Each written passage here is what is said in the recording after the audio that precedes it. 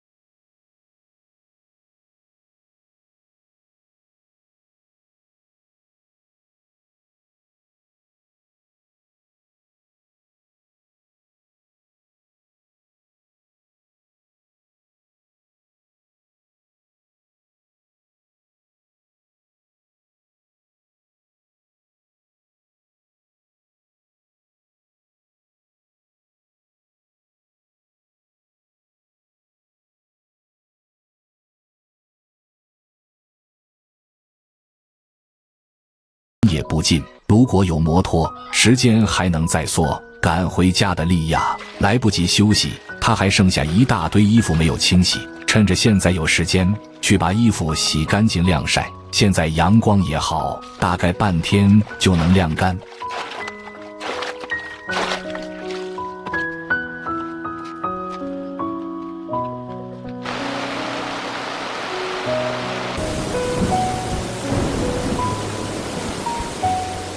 洗完衣服没多久，风云突变，好端端的白天瞬间被乌云笼罩。莉亚被吓得躲到了床上，她不是惧怕乌云，而是那非常近的雷声，还有大风的咆哮声。糟糕，这是遇到强对流天气了。